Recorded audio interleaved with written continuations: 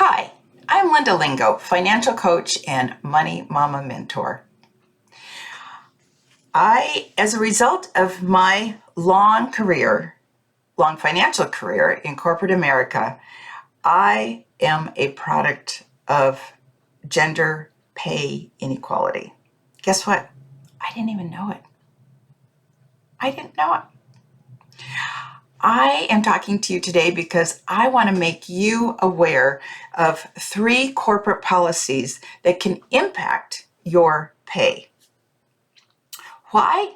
Because we women don't talk about pay or how much we're making. We don't want to brag, we don't want to boast, and most of all, we don't want to make other women jealous of us. As a result, we often don't know how much to negotiate when we're interviewing for a job or how much to negotiate when we're in our annual salary reviews. So,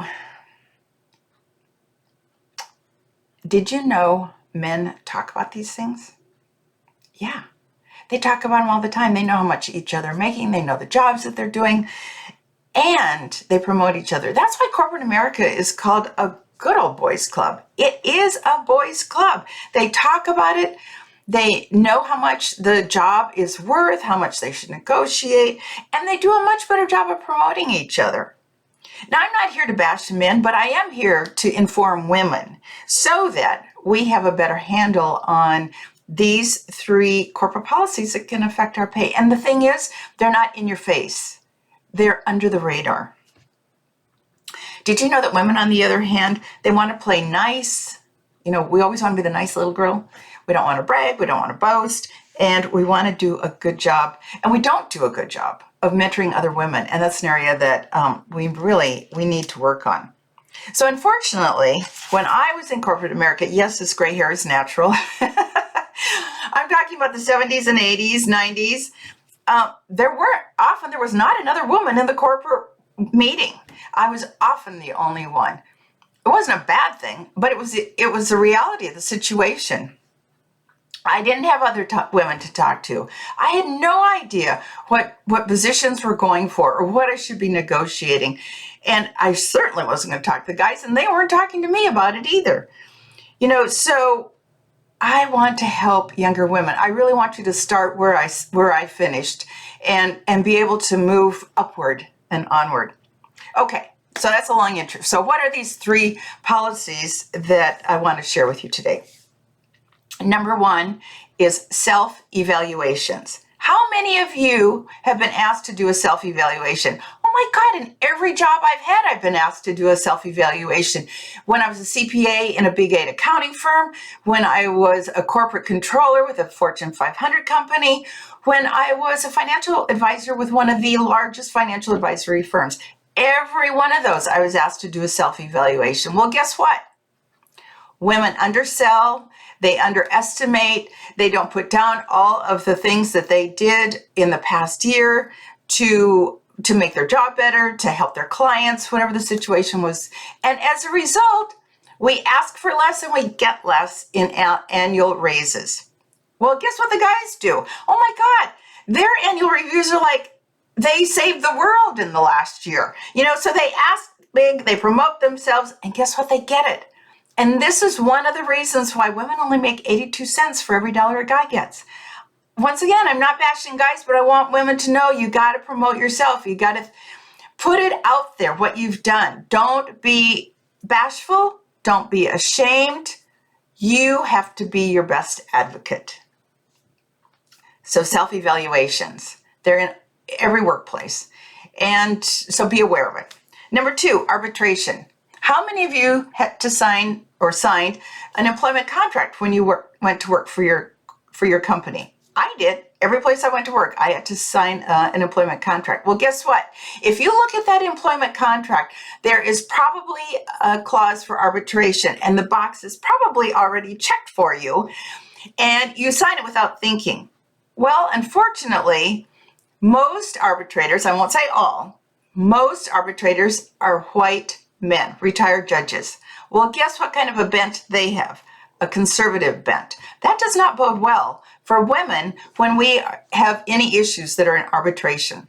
If you have a choice, do not check the arbitration box.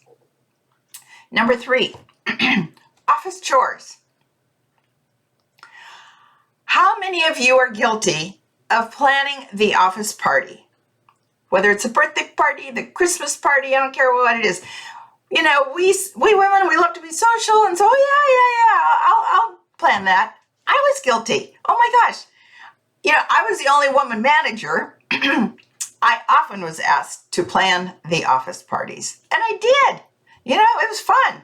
Well, guess what? That takes you down a little.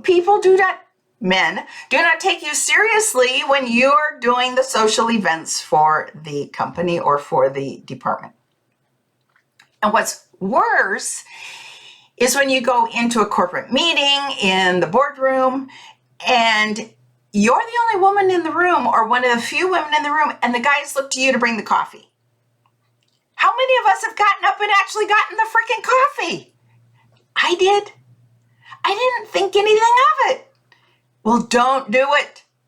And unfortunately, if you're a woman of color, these things are even worse. You're asked more often to do these things. Well, don't do it, because you will be taken less seriously and it affects your pay.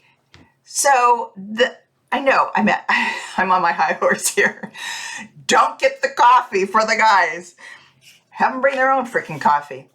Did you know the only time that men are willing to pitch in on office chores is if there's either points or dollars associated with doing it? Then they will pitch in. Otherwise, they don't expect you to do it as a woman. Don't do it. So why am I talking about this today? Because I want you to make aware of these office policies that are often under the radar. You know, we really don't think about them. And because we still have a long ways to make up our gender pay gap. 2020 is called the She Session for a reason. Women were the most impacted. We lost the most jobs. And as a result of that, December unemployment was 100% women. Most of the January unemployment is women. We have a big gap in our wage that we need to make up. So I just want you to be aware of these little things that can also help you increase your pay.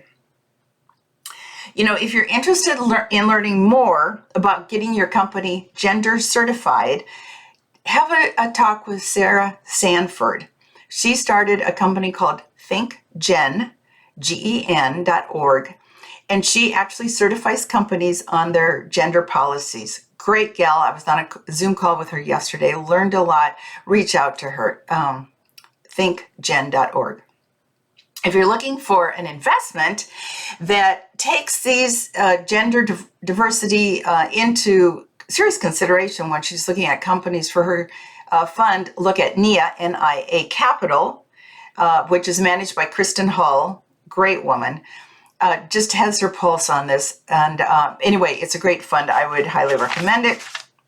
And of course, it has to meet with your investment goals. So I'm not going to say blanket, go buy it. And if you want to continue the conversation about women and pay, hey, check out my private Facebook group, Women Talk Finances, on Facebook. Like me as a Linda Lingo financial coach on Facebook and LinkedIn, and let's carry on the conversation, because I want to make sure you, especially you younger women, can benefit from our experience and get the pay you deserve. That's all for today. Linda Lingo financial coach. Have a great day.